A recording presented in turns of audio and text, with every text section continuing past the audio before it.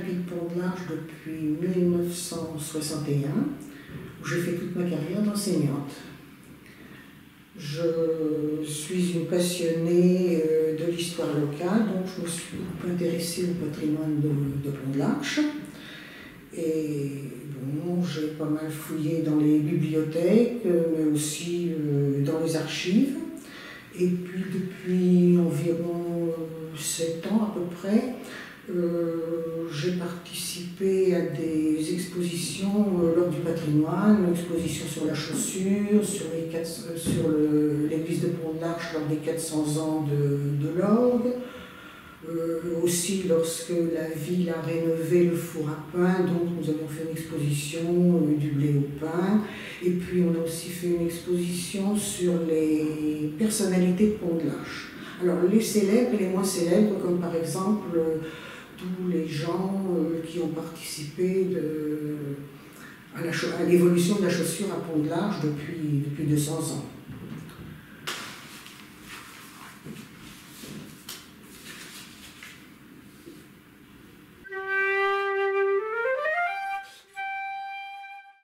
Bon, alors à propos des ponts de Pont-de-l'Arche, donc le premier pont a été construit par Charles Le Chauve en 864. Déjà à l'époque, Charles Le Chauve était établi à Pitre dans son palais, alors que Pont-de-l'Arche n'existait pas. Alors il existe une légende à propos du pont. Je vais reprendre la légende qui est extraite du livre que M. Fache avait écrit sur les ponts de Pont-de-l'Arche. Un paysan de la région nommé Tribordas, se faisant passer pour un bon architecte, se vit confier les travaux. Des difficultés dues au fort courant du fleuve rendirent les travaux impossibles et le malheureux entrepreneur, se trouvant mal à l'aise, crut un moment être forcé de renoncer. C'était alors pour lui le discrédit, le déshonneur, et notre homme, orgueilleux au possible, ne l'accepta pas. Il eut l'idée d'invoquer le diable, lui promettant monts et merveilles si ce dernier consentait à lui apporter l'aide nécessaire à sa réussite. Satan, ayant entendu la requête suppliante de Tribordas, se laissa convaincre à une condition. « Je t'aiderai, Tribordas, dit Satan, et dans quelques jours, ton pont sera terminé. Mais je veux que le premier être vivant qui aura passé le pont soit à moi, corps et âme. » Tribordas, se trouvant alors devant les portes de l'enfer, étouffant de chaleur et mourant de peur, accepta plus ou moins consciemment le marché. Revenu dans son taudis, notre architecte resta quelque peu perplexe quant à l'issue du compromis avec Satan. « Et si c'était moi, se dit-il, ou un des miens, ou un ami qui passait le premier sur le pont ?» C'est alors qu'une idée germa dans son cerveau. Plus malin que le malin lui-même, il ne restait qu'une arche à terminer lorsque Tribordas força un chat, certains disent un âne, à traverser la Seine par le pont. C'est ainsi que l'arche du diable fut abandonnée. Alors les deux premiers ponts de Pont-de-l'Arche ont servi de support à des moulins. Alors quand on parle des deux premiers ponts, il s'agit du pont édifié par Charles Le Chauve et ensuite celui construit sous Philippe Auguste lorsqu'il a refait la conquête de la Normandie. Alors on a des éléments pour préciser cette chose, c'est que pour le premier pont, il existe 2 chartes qui mentionnent ces moulins. Quant au pont construit sous Philippe Auguste, alors à partir de ce moment-là, on a plus de textes et on a aussi des gravures, des dessins. Alors, il s'agissait de moulins essentiellement à blé, mais aussi des moulins à huile. Alors, huile de noix et huile de pavot. Mais on peut signaler aussi que sous Louis XIV, l'un des moulins a servi à frapper de la monnaie. Et on a retrouvé des liards datés de 1656. Alors, ces 3 moulins portaient des noms. Alors, si on prend le moulin, il y avait 3 moulins. Si on prend celui qui était le plus près de la rive droite, alors il s'est appelé le moulin de Saint-Ouen parce qu'il a appartenu à l'abbaye de Saint-Ouen de Rouen. Mais on l'appelait aussi le moulin du château parce qu'il était à proximité du château, du fort qu'on appelait le fort de Limay.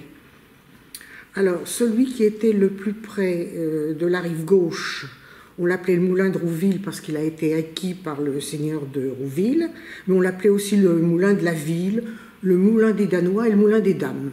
Bon, pour quelle raison ça? Alors, le moulin situé au centre s'appelait le moulin de Parmy, qu'on écrivait P-A-R-M-I ou P-A-R-M-Y, et le moulin de Matignon, référence à un propriétaire.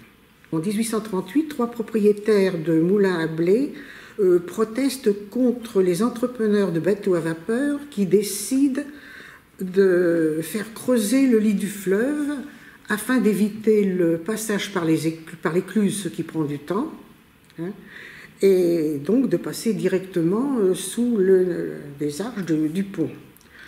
Alors bien sûr, les propriétaires des moulins sont contre, mais ce sont les entrepreneurs de bateaux qui ont raison, et le projet est réalisé.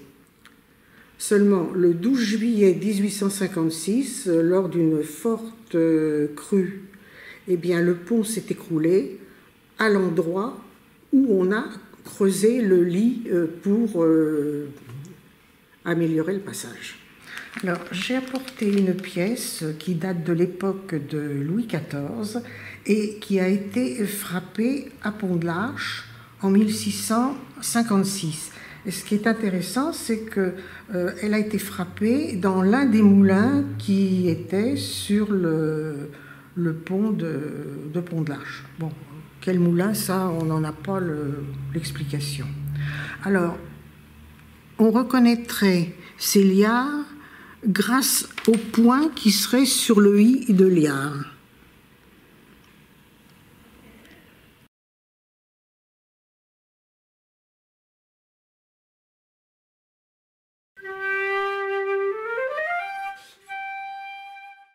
Alors, ce document concerne un voyage qui a été effectué en 1796 par un bateau qui s'appelle le Saumon sur la Seine et qui a fait le trajet du Havre jusqu'à Paris. Alors, ce voyage a été demandé par le ministre de la Marine de l'époque afin d'améliorer la circulation sur la Seine et de prévoir éventuellement des canaux pour couper tous les méandres. Alors le voyage s'est fait en 2 parties, du Havre à Rouen d'une part et ensuite Rouen-Paris. Alors nous, la partie qui nous intéresse, c'est essentiellement le passage de Pont-de-l'Arche. Alors c'est assez intéressant parce que on a dans l'église donc un vitrail qui nous montre le halage des bateaux fait par les habitants de Pont-de-l'Arche. Alors je vais vous lire ce que le rapport donne à propos justement du passage de Pont-de-l'Arche. Dans son rapport, Forfait s'insurge contre ces façons de passer les ponts. Au Pont-de-l'Arche, tout est préjugé. On doutait que nous passions avec 16 chevaux sans le secours d'un grand nombre d'hommes, ainsi que c'est l'usage. Le maître du pont a 3 brigades d'ouvriers sous ses ordres, des compagnons, des farigouliers.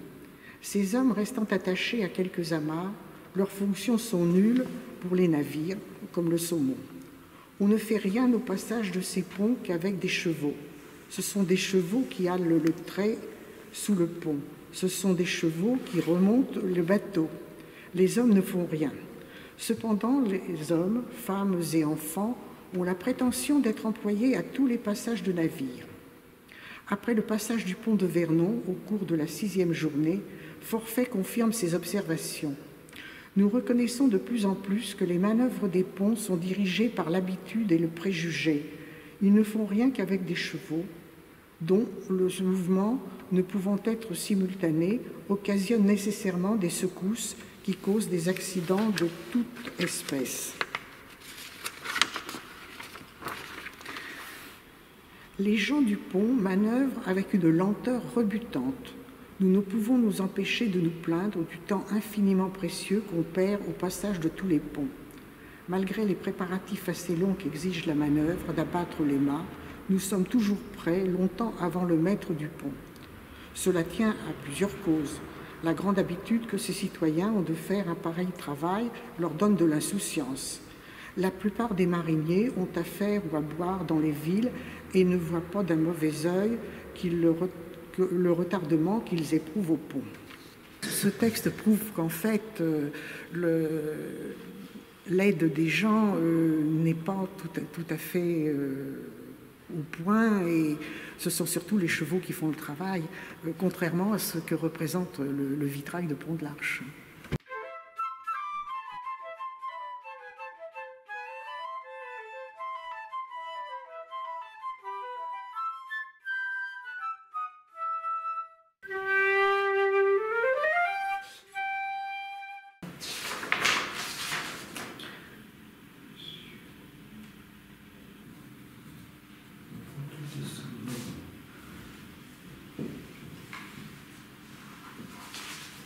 Alors là, nous avons un document qui concerne le passage du retour des cendres de Napoléon en 1840.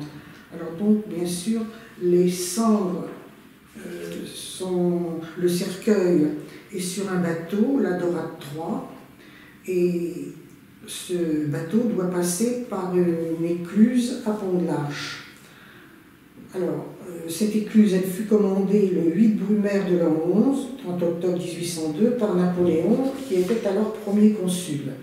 Et le 1er juin 1810, l'empereur, accompagné de l'impératrice Joséphine et de Jérôme, roi de Westphalie, et des maréchaux de l'Empire, s'arrêta pour visiter les travaux de l'écluse.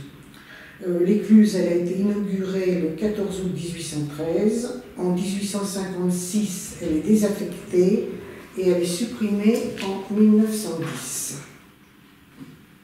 Alors donc, le préfet, la préfecture des Andelys a envoyé un courrier au maire des communes pour que la population soit mobilisée pour être là sur le passage des cendres.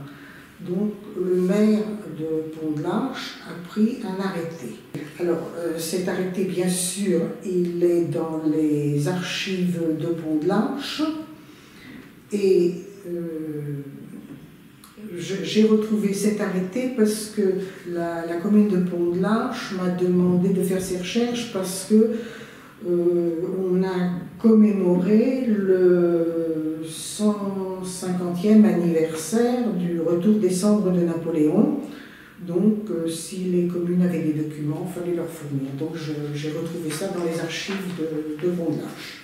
Aujourd'hui, 9 décembre 1840, pour nous, maire de la ville de Pont de l'Arche, en vertu et par suite d'une lettre de monsieur le sous-préfet de l'arrondissement de Louviers annonçant le passage du convoi portant les restes mortels de l'empereur Napoléon par l'écluse de Pont de l'Arche dans la journée du jeudi 10 de ce mois, dans le but que des honneurs convenables soient rendus à la dépouille mortelle de celui qui a tant fait pour la gloire et leur prospérité de la France. Alors, arrêtons ce qui suit. Le conseil municipal est convoqué à l'effet de se trouver jeudi prochain 10 de ce mois, heure de midi, à l'hôtel de ville, pour de là se rendre encore à l'écluse de Pont de l'Arche et être présent à l'arrivée du cortège. Bon, je vous passe certains articles. Un drapeau tricolore sera placé au clocher de l'église de cette ville dans la matinée du jeudi, à l'occasion de cette solennité. L'arrivée du cortège à l'écluse sera saluée par 21 coups de canon. L'écluse sera illuminée pendant la nuit et le lendemain matin, le départ du cortège sera également salué de 21 coups de canon et les cloches sonneront de nouveau. Donc je vous passe certains articles. Et bien sûr, la population était conviée à venir sur les bords de la Seine pour le passage du bateau.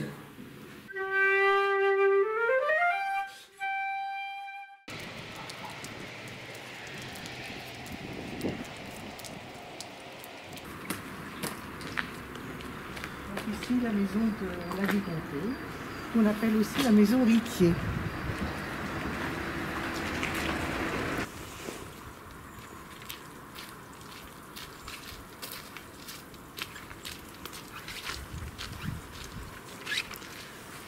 Alors là, nous sommes à l'extrémité de Cricbeuf, à côté du hameau de